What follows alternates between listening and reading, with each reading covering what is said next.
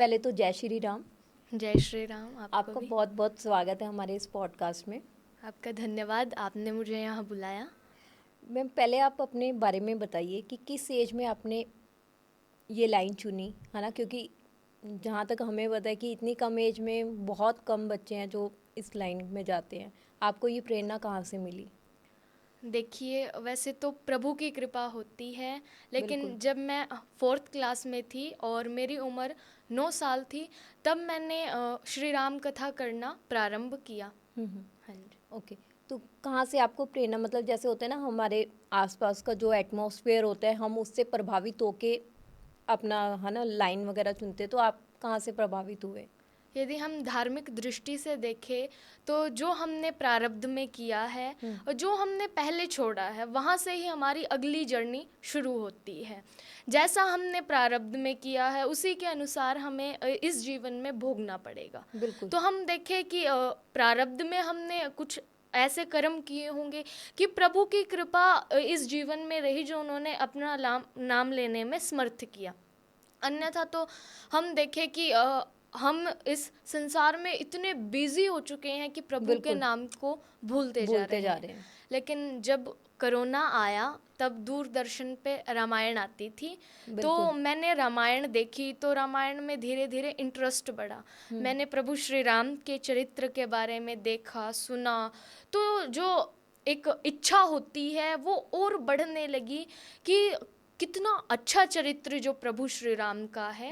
इस चरित्र के बारे में प्रत्येक प्राणी को, संसार को पता होना चाहिए।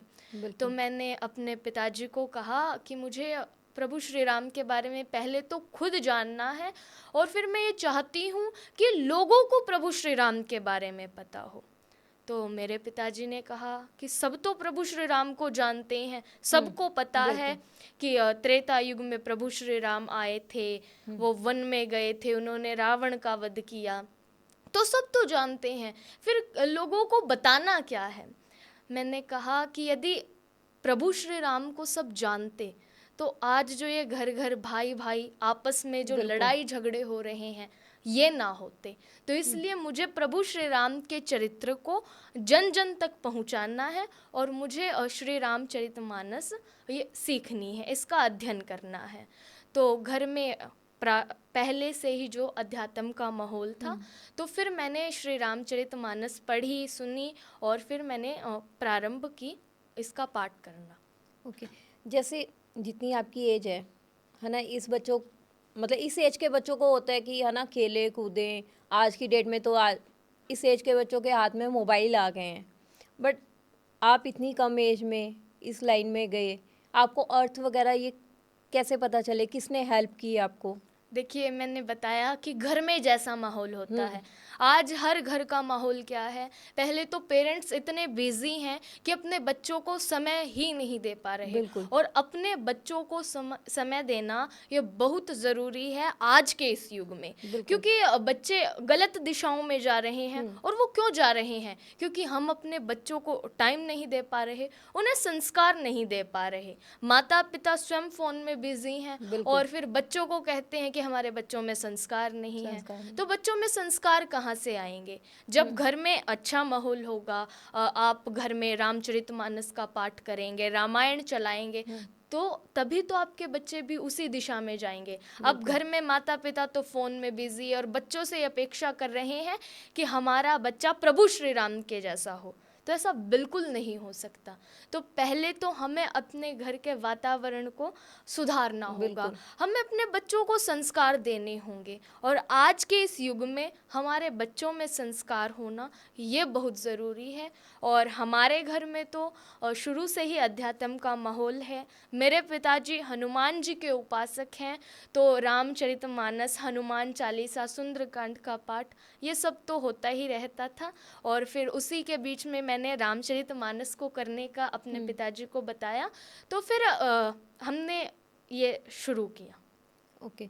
जैसे अभी आप, है ना, 9th क्लास में आपने बताया, तो आपको डिफ़िकल्टी आती है कि आप पढ़ाई के साथ साथ, स्टडी के साथ साथ ये करते हैं?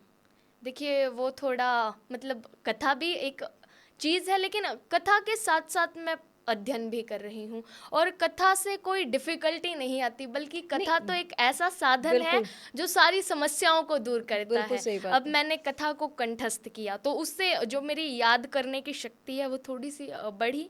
तो ओके। उससे जो है अध्ययन करने में भी, पढ़ाई करने में भी एक नए रास्ते खुलते जाते हैं। तो उससे एक अच्छा कथा हमारे जीवन में है, तो इससे एक नया जीवन मिला है। और वो जो जीवन है वो प्रभु श्री राम से और कथा हमें जोड़ रही है। और आज के इस युग में हमारे अंदर संस्कार होना बहुत ज़रूरी है, बिल्कुल। क्योंकि आजकल जो बच्चे हैं वो दूसरी दिशाओं में जा रहे हैं। तो इसलिए मैं तो ये मानती हूँ कि जो कथा है वो नए रास्ते खोल रही है। बिल्कुल।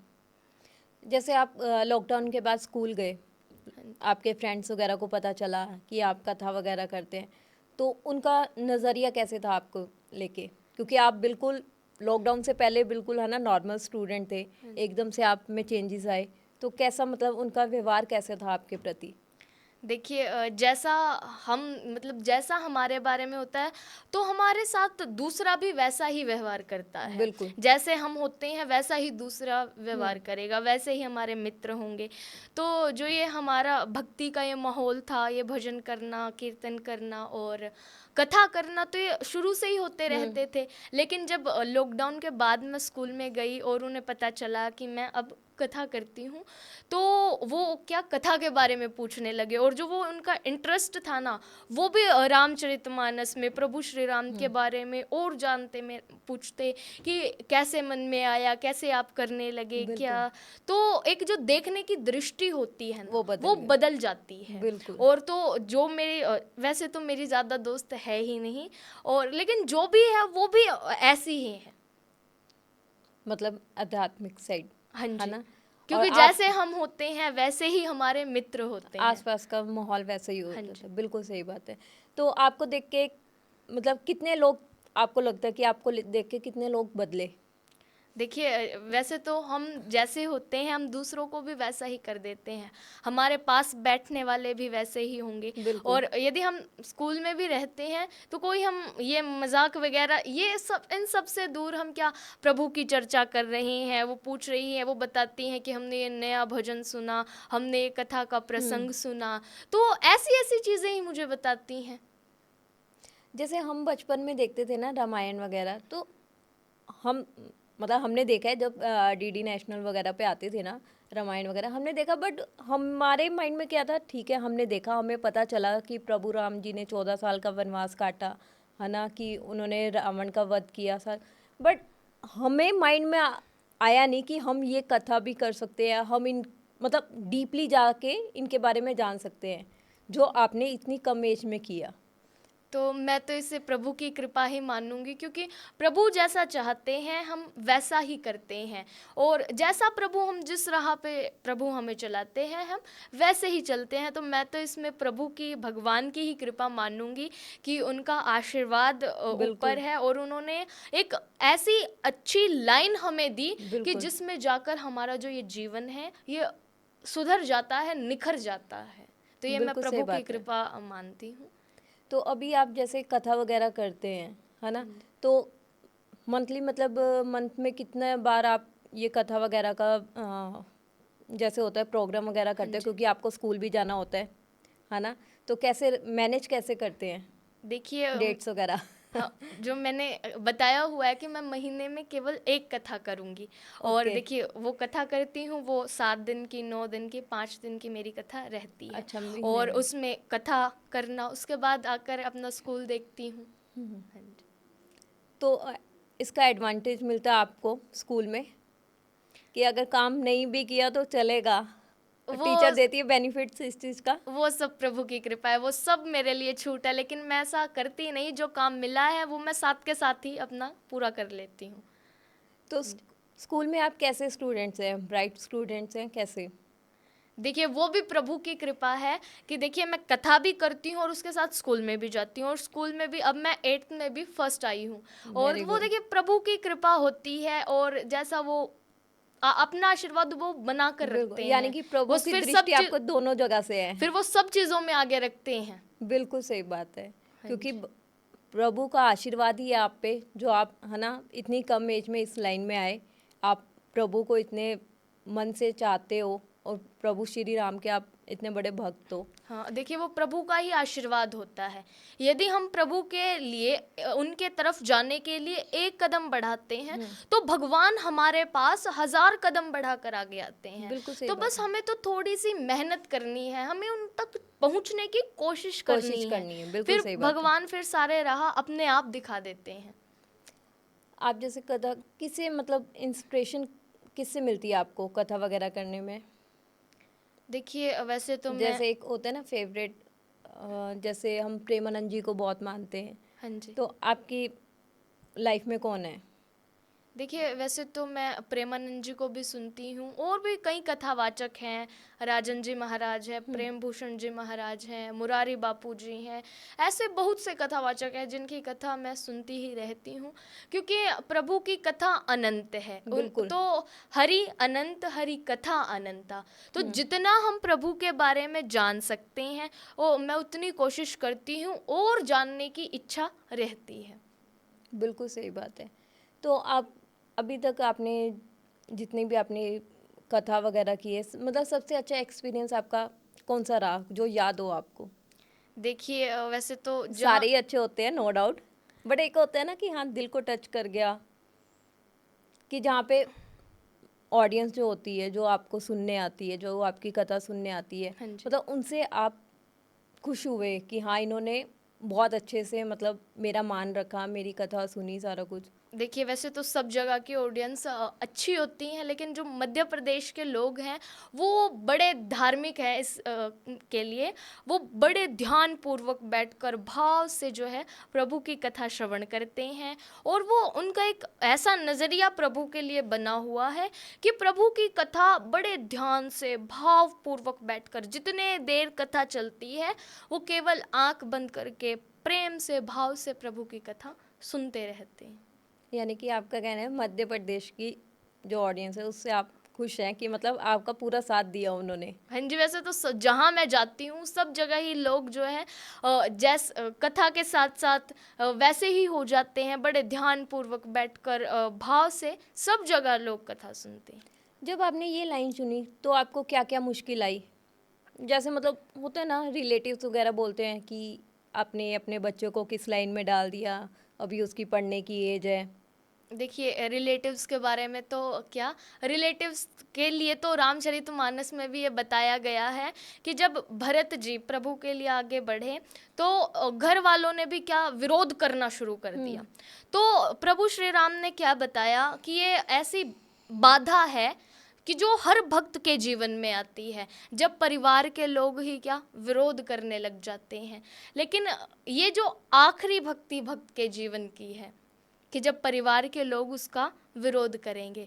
तो इन बातों को तो मैंने सुना ही नहीं कि क्या कौन क्या किसके लिए बोल रहा है, बिल्कुल। क्योंकि लोगों का क्या काम है, कहने का काम है। तो इन बिल्कुल। चीज़ों से, सब चीज़ों से बिना सुने हुए हमने तो एक उद्देश्य था कि प्रभु की कथा हमने सीखनी है और प्रभु श्री राम के बारे में जन जन तक पहुंचाना है, और जन जन को प्रभु श्री राम के बारे में पता होना चाहिए। तो मैंने तो ना किसी की कोई बात सुनी, और वैसे समस्या तो सबके जीवन में बिल्कुल आती है। है, तो प्रभु चाहे पर आप भरोसा अच्छा करो करके। या बुरा करो, मतलब आपके लिए पॉजिटिव लोग भी खड़े हैं, आपके लिए नेगेटिव नेगेटिव भी लोग, खड़े हैं। लेकिन ये हमारा वो है कि हम देख किसको रहे हैं, किसकी बात सुन रहे हैं। बिल्कुल।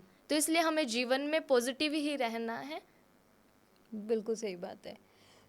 अभी जैसे हमने रामायण देखी है, जब क्या कहते हैं सीता हरण हुआ था, उसके बाद आप ये कहाँ तक सही मानते हैं कि राम जी को सीता जी का अग्नि परीक्षा लेनी चाहिए थी? देखिए वैसे तो हम कौन होते हैं नहीं, सही और मतलब गलत सही मानने और वाले, गलत लेकिन इन द सेंस कि मतलब उन्हें पूरा विश्वास था जैसे कि सीता के ऊपर, तो अग्नि परीक्षा आपको लगता है कि वो ठीक था? देखिए वैसे तो जो माँ सीता है वो अग्नि की बेटी है, बिल्कुल। अग्नि में वास करती हैं, तो उनकी कौन परीक्षा ले सकता है। और ये भी हमने अपने अनुसार इन बातों को बना दिया, और जो जिस सीता जी का रावण हरण करके ले गया था, वो तो भगवान की बनाई हुई माया की सीता थी। असली जानकी माँ को तो रावण छू भी नहीं सकता था। और जो वो अग्नि परीक्षा हुई, अग्नि माँ को तो सौंप रखा था श्री जानकी जी को प्रभु श्री राम ने। तो वो जो श्री जानकी जी थी वो माया की बनाई हुई थी, तो अग्नि से जो असली माँ जानकी थी वो प्रभु श्री राम ने वापस ली थी। ओके, तो मतलब आपके कहने का कि जो रावण ने जिनका वध किया वो सीता माता नहीं थी, वो माया की। माया की थी। बिल्कुल हाँ सही। जी, क्योंकि असली माँ जानकी का तो ऐसा तेज था, ऐसा उनका प्रताप था कि यदि वो रावण को अपने नेत्रों से देखती तो ऐसे ही भस्म कर देती, और रावण उन्हें छू भी नहीं सकता था। तो फिर जैसे हम लोग तो जो रामायण देखते हैं, है ना, उसमें तो हमें सीधा कि ये बताया होता है कि उन्होंने लक्ष्मण रेखा पार की, देन उसके बाद रावण आया, है ना, साधु का रूप लेके, देन वो अपहरण करके ले गया। वो और तो जो हम देख रहे हैं वो प्रभु ने पहले से ही सोचा हुआ है क्या क्या करना है, क्या नहीं करना है। वैसे तो यदि भगवान चाहते तो बिना युद्ध के, बिना सीता हरण के रावण का वध कर देते, बिल्कुल। लेकिन फिर भी हम सभी को बताने के लिए भगवान एक मनुष्य की तरह हर कार्य को करते हैं। रावण के वध के लिए, उद्धार के लिए किसके साथ भगवान चल रहे हैं? वानरों की सेना लेकर। वानर प्रभु की क्या मदद कर सकते हैं? लेकिन फिर भी हम सभी को बताने के लिए प्रभु जैसे एक साधारण मनुष्य होते हैं उसी की तरह व्यवहार करते हैं, और वैसे ही प्रभु अपने जीवन को बिताते। बिल्कुल। जैसे हम देखते हैं ना रामायण वगैरह में, तो हमें तो जो दिखाया जा रहा है हम उस पे यकीन करते हैं कि हाँ रामायण में ये हुआ था, कि जैसे अपहरण हुआ उसके बाद युद्ध हुआ, जबकि नो डाउट कि रावण रावण जो था वो भी काफ़ी भक्ति भाव वाला था, है ना। तो मतलब उसका वध का रीज़न बहुत गलत चीज़ बन गई कि उसका वध नहीं होना चाहिए था, क्योंकि वो ऑलरेडी एक था, मतलब भक्ति भाव वाला, उसने काफ़ी तपस्या की थी। देखिए, यदि रावण के प्रारब्ध के बारे में हम सुने तो जो रावण और कुंभकर्ण थे वो भगवान विष्णु के द्वारपाल थे। जय और विजय उनका नाम था। एक बार जो सनकादिक ऋषि थे तो वो सनकादिक ऋषि भगवान विष्णु के दर्शन करने के लिए जाते हैं। तो जो जय और विजय द्वारपाल द्वार पर खड़े थे, उन्होंने सनकादिक ऋषियों को रोक दिया, कहा रुकिए, आप अंदर कहाँ जाते हैं? तो बताया सनकादिक ऋषियों ने कि प्रभु के दर्शन करने जा रहे हैं। तो द्वारपाल बोले कि ऐसे आप नहीं जा सकते, आप कैसे बिना हमसे पूछे जा रहे हैं? तो सनकादिक ऋषि सोचने लगे कि आज तक तो हमें किसी ने रोका नहीं, तो आज ये क्यों हमें रोक रहे हैं? तो द्वारपाल बोले कि अब आप ऐसे नहीं जा सकती, क्योंकि अब जो नियम थे वो बदल गए हैं।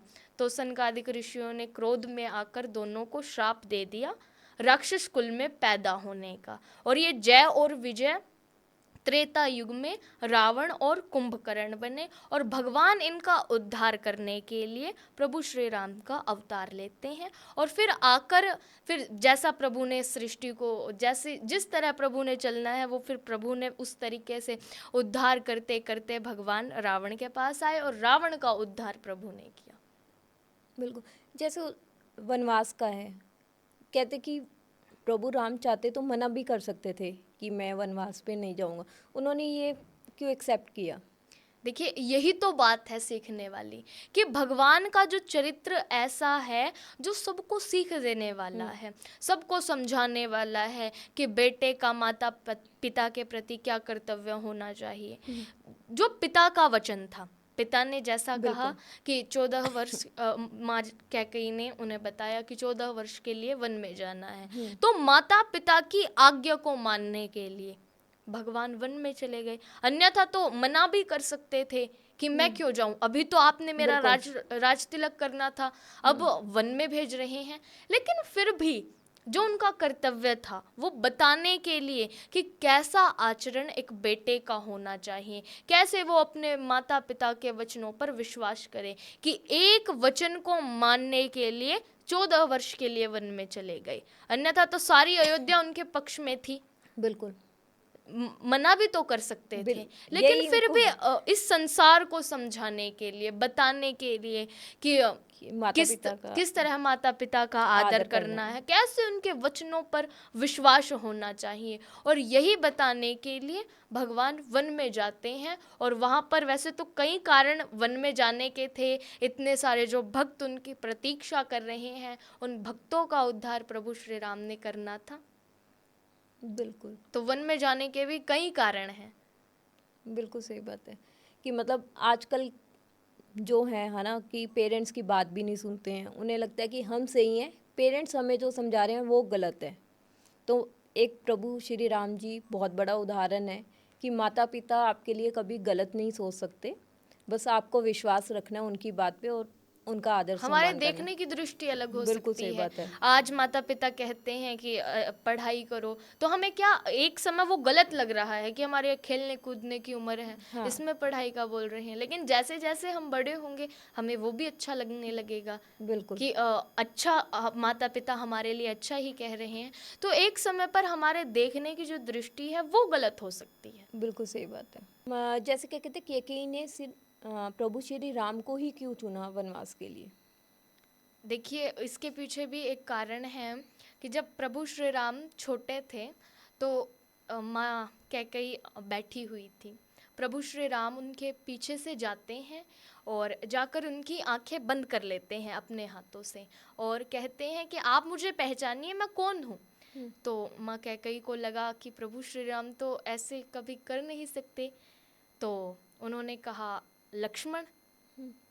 तो प्रभु श्री राम सामने आए कि माँ आप हार गई और मैं जीत गया, मैं तो प्रभु श्री राम हूँ। भगवान प्रभु श्री राम अपने बारे में बताया, कहा अब जो मैं आपको कहता हूँ आप वो कीजिए, मेरी शर्त पूरी कीजिए। तो बालक तो थे ही, बिल्कुल, तो माँ ने, वैसे भी जो कैकेयी माँ थी वो प्रभु श्री राम से बड़ा प्रेम करती थी, तो उन्होंने कहा, अरे बेटा क्या चाहते हो बताओ, मैं वही पूरा करूँगी। तो प्रभु श्री राम ने सारी बात माँ कैकेयी को बताई कि ऐसे जब पिताजी मेरा राज तिलक करें तो आप क्या करना, मुझे 14 वर्ष का वनवास दे देना। तो कैकेयी जी ने कहा, ऐसा क्यों? तो प्रभु श्री राम ने सारी बात बताई कि जो भक्त जिस कारण मैं अवतार लेता हूँ, जो कारण मेरे अवतार लेने के हैं, मुझे रावण का उद्धार करना है, जो भक्त इतने वर्षों से, इतने समय से मेरी प्रतीक्षा कर रहे हैं, मेरा भजन कर रहे हैं, मुझे उनका उद्धार करना है। और ये सब कार्य मैं राज तिलक होने के बाद तो कर ही नहीं सकता, तो आप कुछ ऐसा करना कि मुझे वनवास हो जाए और मैं वन में चला जाऊं, जो मेरे ये कार्य थे मैं इन्हें पूरा कर दूं। तो माँ कैकेयी को तो प्रभु की बात माननी ही थी।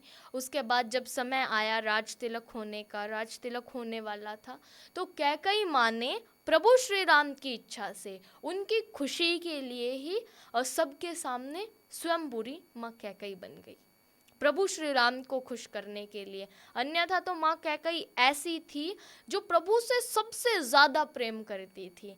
जब प्रभु श्री राम छोटे थे और रात को कौशल्या माँ के पास प्रभु श्री राम उठते तो रोते, तो कौशल्या माँ भी कैकेयी माँ के पास ले जाकर छोड़ देती कि देखो तुम्हारा बेटा रो रहा है।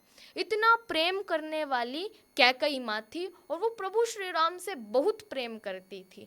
तो प्रभु की खुशी के लिए ही माँ कैकेयी ने 14 वर्ष का वनवास प्रभु श्री राम को दिया, क्योंकि प्रभु को जो कार्य अपने करने थे, भक्तों का उद्धार करना था, रावण को पार लगाना था, तो ये सब कार्य राज तिलक होने के बाद तो प्रभु कर ही नहीं सकते थे। बिल्कुल। तो ये पहले से ही मतलब डिसाइडेड था कि हाँ, जब राज तिलक होगा तो उन्हें 14 साल का वनवास भेजा जाएगा। हाँ जी, तो क्योंकि प्रभु श्री राम का जो अवतार होते हैं वो राजा बनने के लिए तो नहीं होते, वो सीख देने के लिए होते हैं कि जब जब धर्म की हानि होने लगती है, अधर्म, अन्याय, अनाचार बढ़ने लगता है, ऐसा रामचरितमानस में बताया गया है। जब जब होई धर्म के हानि, बाढ़हि असुर अधम अभिमानी, तब तब प्रभु धरि विविध शरीरा, हरहि कृपा निधि सज्जन पीरा। कि जब जब धर्म की हानि होने लगती है तब तब भगवान अनेकानेक रूप धर के धरती पर अवतरित होते हैं हम सभी को सीख देने के लिए। कोई राजा बनने के लिए तो भगवान अवतार बिल्कुल। नहीं लेते। वो तो जब देखते हैं कि अब संस्कारों की आवश्यकता है, मेरे अवतार लेने की ज़रूरत है, तो तब प्रभु अनेकानेक रूप में अवतार लेते हैं। तो लक्ष्मण जी क्यों गए राम जी के साथ वनवास के लिए? देखिए वनवास क्योंकि तो वनवास तो सिर्फ श्री राम जी को मिला था। देखिए वो भी आप भाई के प्रति प्रेम देखिए। आज का भाई है जो आपस में भाई भाई की इतनी बिल्कुल। लड़ाइयाँ झगड़े हैं, लेकिन जो लक्ष्मण जी हैं वो अपने भाई के साथ वन में गए। जब प्रभु श्री राम को वनवास जाना था तो वो सबसे आज्ञा लेने के लिए आते हैं, माँ कौशल्या को प्रणाम करने के लिए आते हैं। तो जब कौशल्या माँ को पता चलता है कि प्रभु वन में जा रहे हैं तो कौशल्या माँ समझाती है, कहती है कि यदि तुम्हें वन जाने की आज्ञा केवल तुम्हारे पिता ने दी होती तो मैं आज्ञा बदल भी सकती थी, लेकिन जब माता और पिता दोनों ने वन जाने की आज्ञा दे दी तो मैं कुछ रोक नहीं, सकते, बिल्कुल। मैं तुम्हें रोक नहीं सकती। क्योंकि ऐसा कहकर माँ कौशल्या अपने आप को धिक्कारने लगती है, अवध को धिक्कारने लगती है और रोने लगती है। जब कौशल्या माँ के रोने का स्वर माँ जानकी ने सुना तो जानकी जी आती है और प्रभु श्री राम तो कौशल्या जी को समझा ही रहे थे। तो सीता जी के आते ही सीता जी को प्रभु श्री राम ने कहा कि मैं 14 वर्ष के लिए माता की आज्ञा से वन में जा रहा हूँ, तो आप मेरी कौशल्या माँ का ध्यान रखना।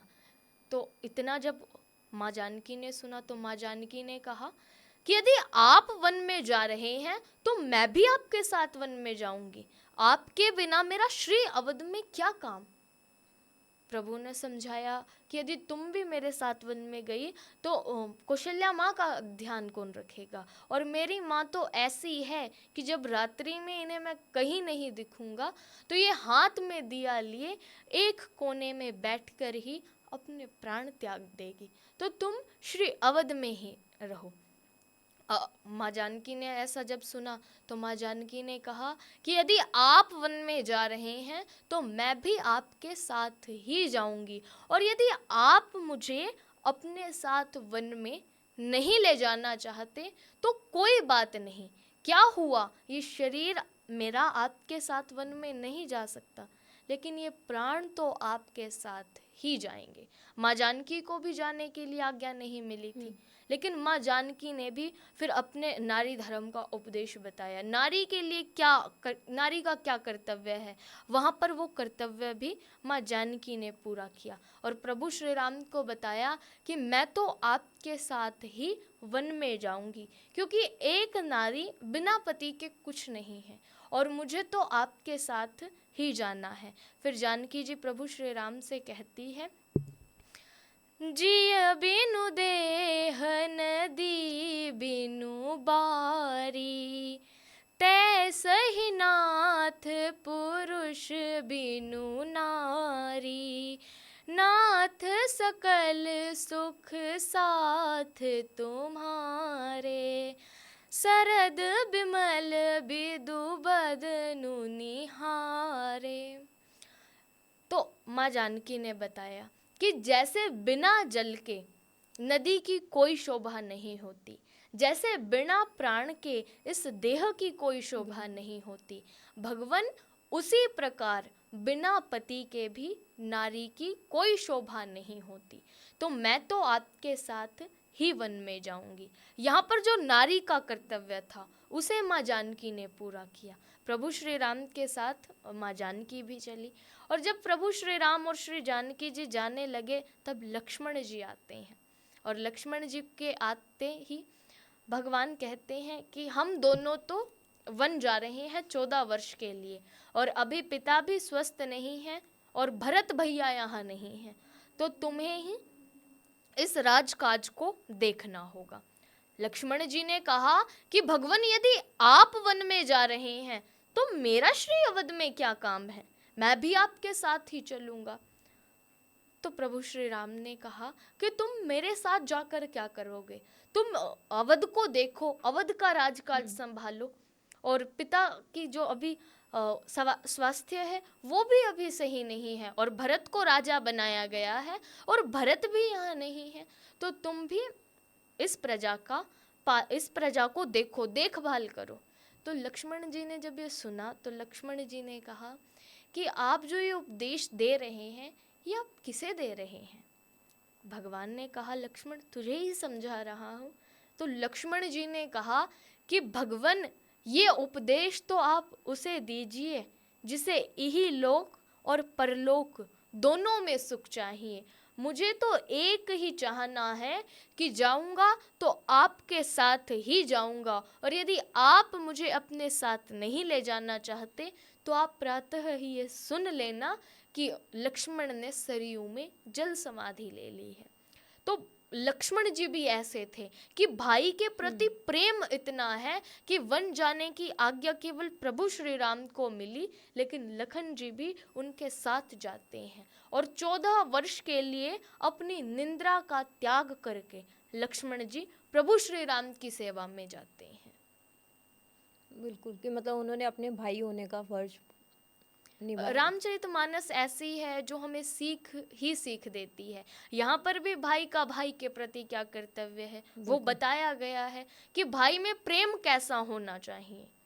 बिल्कुल, बट आजकल जो चल रहा है, भाई भाई का दुश्मन है ना, कि मतलब एक जायदाद के लिए दोनों भाई आपस में लड़ जाते हैं, तो साथ देना तो बहुत दूर की बात है। ये सब संस्कारों की कमी से हो रहा है कि जब जो माता पिता अपने बच्चों को संस्कार देना भूल गए। अन्यथा तो यदि हमने प्रभु श्री राम के चरित्र के बारे में देखा होता तो ये सब लड़ाई झगड़े हमारे घरों में होते ही ना।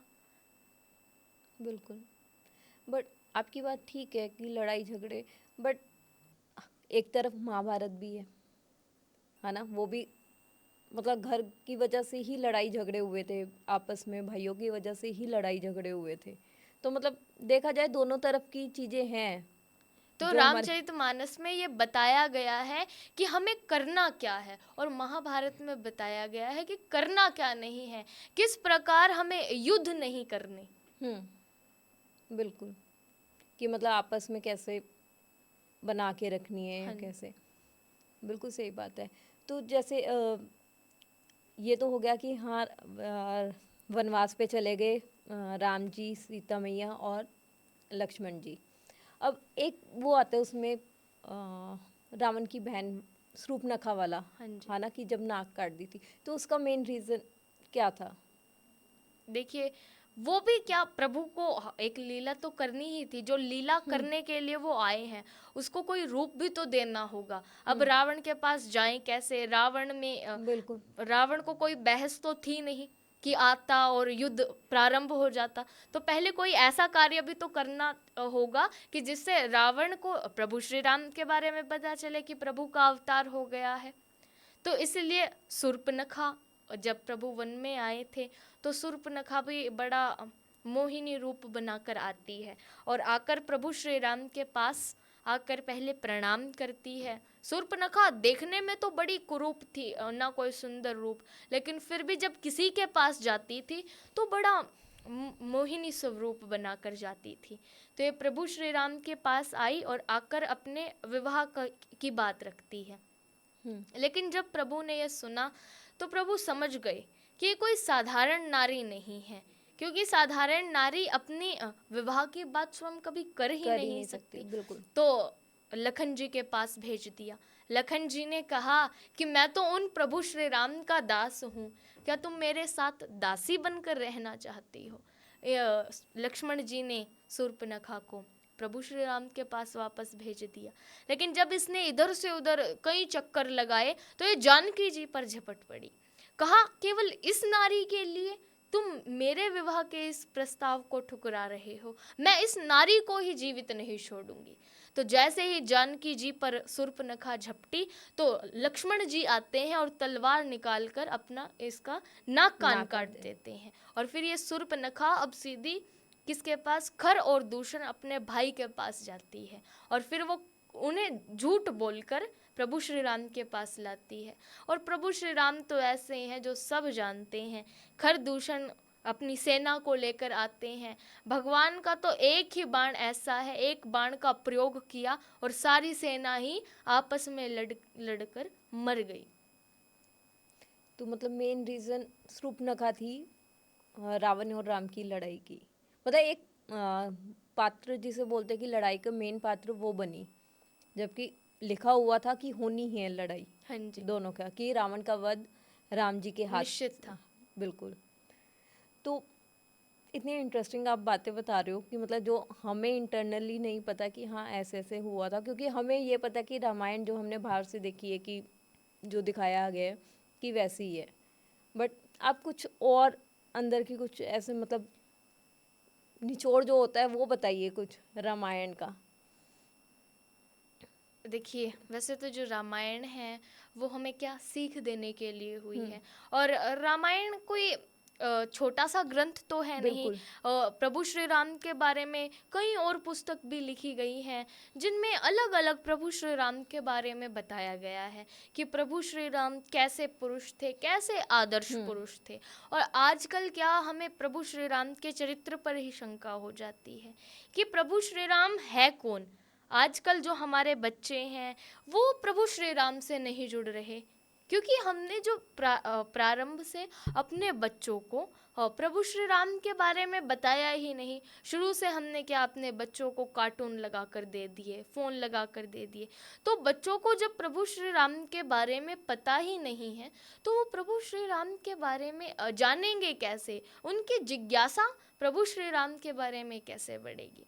कई पूछते हैं कि प्रभु श्री राम है कौन, क्योंकि प्रभु एक राम दशरथ का बेटा, एक राम घट घट में बैठा, एक राम का सकल पसारा, एक राम है सबसे न्यारा। तो इनमें से प्रभु श्री राम है कौन, कईयों का यह प्रश्न रहता है। तो इसका उत्तर ये है कि राम कोई अलग नहीं है, राम एक ही है। सो ही राम दशरथ का बेटा, सो ही राम घट घट में बैठा, सो ही राम का सकल पसारा, सो ही राम है सबसे न्यारा। आज जो भी हो रहा है वो प्रभु की इच्छा से हो रहा है, वो प्रभु कर रहे हैं और हमें ये बात तो माननी ही होगी। लेकिन आजकल जो हम लोग हैं वो अध्यात्म को छोड़कर कुछ अलग ही दिशाओं में जा रहे हैं। तो यदि हमें अपने बच्चों को संस्कारवान बनाना होगा और हमें अपने इस भारत देश को पुनः विश्व गुरु बनाना होगा, तो हमें अपने बच्चों के अंदर संस्कार देने होंगे और जितना हमें हो सके उतना प्रभु श्री राम के बारे में जानना होगा। पता अभी आपने जैसे बताया प्रभु श्री राम कौन, आजकल जैसे आपने देखा होगा दशहरे पे जैसे रामायण वगैरह का है ना वो होता है 10-12 दिन जो चलता है, उसमें आजकल क्या है कि जैसे राम सीता बना दिए वगैरह, उन्हें आप नॉर्मल जो आजकल के ऐसे गाने वगैरह उन पे डांस करता दिखा रहे हो। आप भगवान का, पहली बात तो आप भगवान की नकल नहीं कर सकते, है ना। भगवान, आपको भगवान बनने के लिए कितने जन्म ले लो तब भी आप भगवान का नहीं वो कर सकते। तो आप इस चीज़ को कैसे समझते हो कि मतलब ये सही कर रहे हैं। एक पहले होता था बहुत अच्छे से, जैसे रामायण दिखाई जाती थी सारा कुछ, बट आजकल गाने वगैरह डाल के ये सब चीज़ें बहुत गलत जा रहा है। यही चीज़ें देख के आजकल की जनरेशन जो है वो गलत रास्ते पे जा रही है। हाँ, जैसे हम वीडियोस में देखते हैं कि जब शादी होती है तो जब दूल्हा दुल्हन की एंट्री हो रही है तो उनके स्वागत में कौन, प्रभु भगवान श्री कृष्ण खड़े हैं, राधा जी खड़ी हैं और वो नृत्य कर रही हैं। तो एकदम गलत है। बिल्कुल कि गलत हमारे भगवान ऐसे थोड़ी हैं कि जो किसी के लिए नाच रहे हैं। वो भी आम इंसान के लिए मतलब भगवान नृत्य कर रहे हैं। तो ये बिल्कुल गलत है। हमने अपने सनातन को स्वयं ऐसा बना दिया है। हम अगर किसी और धर्म की बात होती तो ऐसा नहीं होता। बिल्कुल सब अपने धर्म की रिस्पेक्ट करते हैं, लेकिन हम इसका विरोध ही नहीं कर रहे। तो हमें जागना होगा। आज का हिंदू सोया हुआ है, तो इसलिए हमें क्या जागना होगा। बिल्कुल। और ऐसी चीज़ों को रोकना होगा, क्योंकि ये सही नहीं है। जैसे पहले हमारे पेरेंट्स वगैरह हमें रामलीला दिखाने लेकर जाते थे, तो एज इट इज़ रामायण वाले मतलब वो दृश्य दिखाया जाता था। आज की डेट में आप लेकर नहीं जा सकते अपने बच्चों को रामलीला देखने के लिए, बिकॉज ऑफ वहाँ पे गाने हो रहे हैं, मतलब विलगैरिटी टाइप दिखाने लग गए हैं रामलीला में। तो ये कहाँ तक आपको लगता है कि मतलब कोई तो हो कि जो इस चीज़ का ऑब्जेक्शन उठाए? देखिए, उसके लिए हम अकेले कुछ नहीं कर बिल्कुल। सकते। हम सभी को साथ खड़ा होकर हमने क्या जो ये कथाएँ हैं, इन्हें भी एक एंटरटेनमेंट का विषय बना दिया है। बिल्कुल। ये जो एंटरटेनमेंट का विषय नहीं है, ये सीखने का विषय है। हम जाते कथा सुनने हैं, लेकिन कथा सुनने जाने जाते हैं तो वहाँ पर भी हम क्या कथा कथा को छोड़कर बाहर की बातें कर रहे हैं, जोक सुना रहे हैं केवल जनता को हंसाने के लिए। तो ये किसके लिए हो रहा है? जैसे दर्शक बैठेंगे वैसा ही बिल्कुल। कथावाचक को करना पड़ेगा। तो हमने क्या कथा को भी एक एंटरटेनमेंट का विषय बना दिया है, लेकिन कथा एंटरटेनमेंट का विषय नहीं है, वो तो एक सीखने का विषय है। तो इसलिए ये जो जो भी हो रहा है वो हमारे कारण ही हो रहा है, बिल्कुल। क्योंकि हम जो है उसे उस दिशा से नहीं देख रहे। वही बात है ना, ये चीज़ अगर फर्स्ट टाइम जब हुआ था तभी रोक लगा दी जाती, तो आज की डेट में ये नहीं आगे कंटिन्यू नहीं होता। आप जैसे आज की डेट में देख लो मूवीज़ वगैरह में भगवान का नकल करना, मतलब गानों पे डांस कर रहे हैं भगवान, मतलब कुछ भी दिखा रहे हैं कुछ भी, और ये हमारी सेंसर बोर्ड पास भी कर रही है पिक्चर। अब ये दिखाने की उनकी वो कैसे हुई, वो दिखा कैसे पा रहे हैं? जब हम देख रहे हैं तभी तो वो उन्हें दिखा रहे हैं। यदि हम देखना ही बंद कर दें तो कौन उन्हें दिखा देगा? तो इसलिए हमें बदलना होगा, हमें इस चीज़ का विरोध करना होगा कि हमारे भगवान ऐसे नहीं हैं जो किसी के लिए नृत्य करें और कोई हमारे भगवान की नकल करे। बिल्कुल। ऐसे हमारे भगवान का चरित्र थोड़ी है। पहली बात, नकल करना ही गलत है। आप किसी भी धर्म के किसी भी भगवान की नकल नहीं कर सकते, क्योंकि आप उस लायक ही नहीं है कि आप किसी की भगवान की नकल कर सको। हाँ जी। तो ये चीज़ें मुझे जहाँ तक लगे कि बहुत गलत हो रही हैं, और जो बड़े बड़े हैं जैसे प्रवचन जो करते हैं, इन्हें कदम ये उठाने चाहिए कि ये सब चीज़ें बंद होनी चाहिए। लेकिन ये भी कैसे कर सकते हैं जब जो आम इंसान है वो ही नहीं चाह रहा? तो एक के यदि हम कोई एक इस चीज़ को रोक लगाने के लिए आगे चलता है तो सब मनुष्य उसके विरोध में खड़े हो जाएंगे कि ऐसा क्यों कर रहे हैं। बट अच्छी चीज़ को मुझे नहीं लगता कि लोग मना करेंगे। तो इसलिए हम सभी को एक बिल्कुल। साथ जुड़ना होगा। बिल्कुल। और कोई भी कार्य असंभव तो है ही बिल्कुल नहीं। नहीं है। और लेकिन जब हम सब साथ मिलकर उस कार्य को करें तो वो कार्य जो है मुश्किल भी हो तो वो मुश्किल से आसान हो जाता है। तो उसके लिए क्या हम सभी को एक साथ होकर कोई कदम आगे बढ़ाना होगा। बिल्कुल सही बात है। मतलब शुरुआत हो तो अंत भी जरूर होता हाँ जी। है ना? ये मतलब आपके उसमें भी लिखा होगा, और हमारे भी धर्म के उसमें लिखा है कि अगर शुरुआत हुई है तो अंत भी होगा उसका, हाँ जी। चाहे वो अच्छा है या बुरा है। बिल्कुल। तो जैसे आप सिर्फ रामायण का ही करते हैं कथा, या जैसे महाभारत सब। महाभारत का भी करते हैं? हाँ जी, श्रीमद् भागवत कथा भी और राम कथा भी। ओके। तो हमें महाभारत के बारे में बताइए कि ये जो युद्ध हुआ था भाइयों के बीच में, इसकी मेन रीज़न क्या था? वो देखिए वो भी किस चीज़ की कमी थी, वो भी संस्कारों की कमी थी कि जब भाई भाई आपस में युद्ध कर रहे हैं। अन्यथा तो यदि हम सीख लेते, वो भी किस कारण, माँ के कारण। यदि माँ ने संस्कार दिए होते तो वो युद्ध ही नहीं होते। और युद्ध भी क्या, खेल खेल में हार गए तो वो भी, हाँ बिल्कुल। उसके कारण युद्ध हुआ। बिल्कुल। और उन्होंने मतलब अपनी वाइफ का ही वो कर दिया था दाव, मतलब क्या कहते हैं उससे, जुए पे लगा दिया था। हाँ जी। बताओ कि मतलब उस टाइम पे भी ऐसे संस्कार, बट मुझे नहीं लगता कि उस टाइम पे ऐसे पेरेंट्स वगैरह संस्कार देते होंगे, क्योंकि लेकिन वो तो भगवान वाला युग था, तो ऐसे तो नहीं हो सकता। वो भी भगवान ही करवा रहे हैं। भगवान ने एक लीला पहले से ही तय की हुई है कि अब होना क्या है। जो भी होता है वो हम सभी को सिखाने के लिए किया जाता है कि क्या हमें करना है और क्या हमें नहीं करना है। रामचरितमानस में बताया गया है कि ऐसे हमें संस्कार लेने हैं, ऐसा हमें करना है। और महाभारत में जो ये युद्ध वगैरह ये जो भी बताए गए हैं, जुए के बारे में बताया गया है कि ऐसी चीज़ों से दूर रहना है। हम सभी को सिखाने के लिए ही भगवान अवतार लेते हैं। आप पहले ये बताइए, ये डिप्रेशन क्या है ना? आजकल जिसे देखो वो बोलता है कि मैं डिप्रेशन में चला गया या चली गई थी। ये क्या है डिप्रेशन? देखिए, आजकल डिप्रेशन टेंशन सबको है।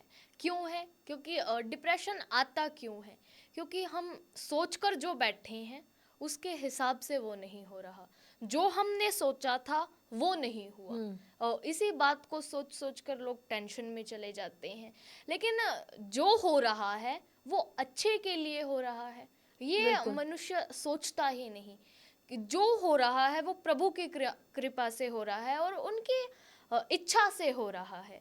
क्योंकि होई सोही जो राम रचि राखा, को करी तरक बढ़ा वही साखा। बिल्कुल। जैसा प्रभु ने हमारे बारे में सोच रखा है, जो वही होगा। हमारे लिए अच्छा है वो हो रहा है। लेकिन हमें जो अच्छा लग रहा है वो नहीं हो हुआ। रहा। इस बात को लेकर टेंशन आ जाती है तो उसे डिप्रेशन का नाम दे दिए। और फिर लोग डिप्रेशन में चले जाते हैं। आजकल ना बहुत बोलते हैं कि है ना, कि राम सीता की जोड़ी है, राम सीता की जोड़ी है। राम सीता की जोड़ी मतलब आजकल नॉर्मल हो गया कि नॉर्मल इंसान को भी राम सीता के साथ जोड़ रहे हैं। आप बताइए, राम सीता आपके हिसाब से राम सीता की कैसी जोड़ी थी?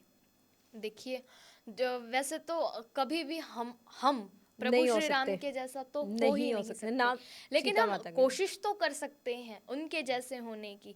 प्रभु श्री राम जो हैं वो एक मर्यादा पुरुषोत्तम है, जो मर्यादा में रहते हैं, पुरुषों में उत्तम है, ऐसे प्रभु श्री राम है।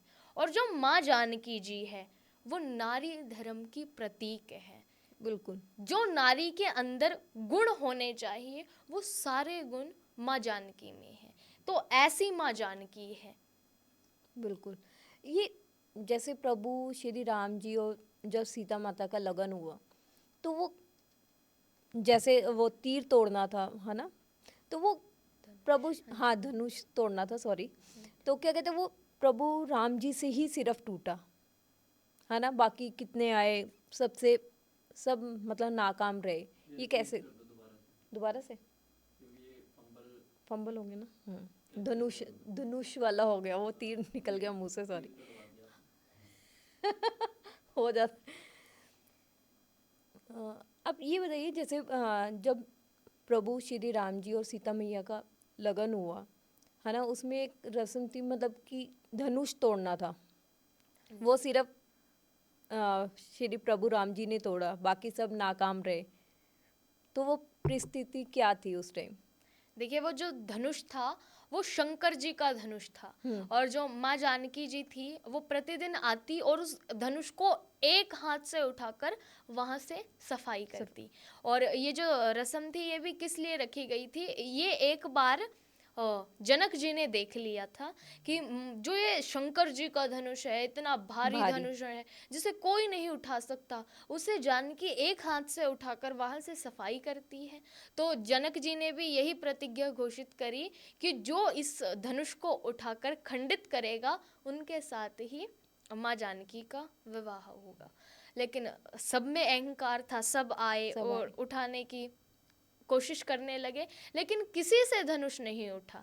लेकिन प्रभु श्री राम आए और जब प्रभु श्री राम आने लगे तो सब प्रभु श्री राम को देख रहे हैं कि इतना कोमल सा बालक ये कैसे आएगा, कैसे उठाकर धनुष को खंडित करेगा। जब ससभाऊ आए और उनसे जो ये धनुष उठा नहीं तो ये बालक आकर कैसे तोड़ेगा। लेकिन प्रभु श्री राम है, वो आए, आकर धनुष उठाया और धनुष को खंडित कर दिया। क्योंकि जैसा प्रभु ने सोच रखा है वही होना है। और फिर माँ जानकी का तो विवाह ही प्रभु श्री राम के साथ होना था, तो फिर ऐसे प्रभु श्री राम ने धनुष तोड़ा और जो प्रतिज्ञा थी वो पूरी करी, और फिर माँ जानकी का और प्रभु श्री राम का विवाह। विवाह हुआ, बिल्कुल। एक लास्ट वो है, जैसे सीता मैया धरती में क्यों समाई थी? देखिए, जब जहाँ से शुरुआत करी थी जिस चीज़ की, अब वो सब कार्य पूरे हो गए थे, अब उसका एंड कैसे करें? एंड भी तो करना था। जब जो आया है उसे जाना भी है। और माँ जानकी जी तो क्या धरती की बेटी हैं, धरती माँ की गोद में रहती हैं, तो माँ जानकी को भी वापस जाना ही था। तो भगवान फिर क्या धीरे धीरे सब चीज़ों का एंड कर रहे थे, क्योंकि भगवान को भी वापस जाना था। जिस कार्य के लिए आए थे वो कार्य पूरे हो गए थे, तो इसलिए धीरे धीरे माँ जानकी भी ये जानती थी कि अब जो कार्य करना था वो पूरा हो गया, तो अब मुझे भी जाना होगा। तो माँ जानकी धरती में समा गई। बहुत अच्छा लगा आपसे बात करके ना, मतलब जो मुझे जिस चीज़ में कंफ्यूजिंग थी, नहीं पता था, वो आपके ज़रिए मेरी सारी प्रॉब्लम्स है ना क्लियर हो गई। आप जाते जाते हमारी यूथ को क्या मैसेज देना चाहते हैं? देखिए, आजकल हमारे यूथ का संस्कारवान होना बहुत आवश्यक है, बिल्कुल। क्योंकि आने वाले समय में ये जो भारत है, ये हमारा देश है, ये उन्हीं के हाथ में है। लेकिन जो आज का हमारा यूथ है वो फ़ोन में ज़्यादा व्यस्त रहता है, क्योंकि ये किसके कारण है? ये हम सभी के कारण है। ये माता पिता जो अपने बच्चों को संस्कार देना भूल गए, ये उसके कारण है। तो इसलिए तो मेरा तो माता पिता से यही कहना है कि आप अपने बच्चों को संस्कार दें। और आज तो हमारा यूथ प्रभु श्री राम के बारे में जानने की इच्छा अपनी जाहिर करता है, जो उनके प्रश्न होते हैं वो पूछते हैं। और मैं ये देख रही हूँ कि जो हमारा यूथ है, हम जैसे बच्चे हैं, वो भी सनातन के बारे में जानने की जिज्ञासा करते हैं। उसके भी कई कारण हैं, चाहे तो आप राम मंदिर का ले लो, कि राम मंदिर के बाद भी जो हमारा यूथ है, हम जैसे बच्चे हैं, वो प्रभु श्री राम के बारे में जानने की कोशिश करते हैं।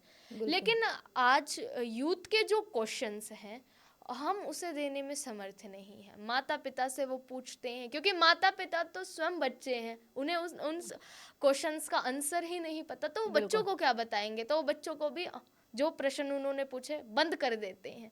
तो इसलिए हमें अपने बच्चों के जो क्वेश्चंस हैं उन्हें उनका उत्तर देना होगा, और अपने बच्चों को संस्कारों के बारे में बताना होगा, प्रभु श्री राम का चरित्र दिखाना होगा, क्योंकि प्रभु श्री राम का चरित्र ऐसा है जो सबको सीख देता है।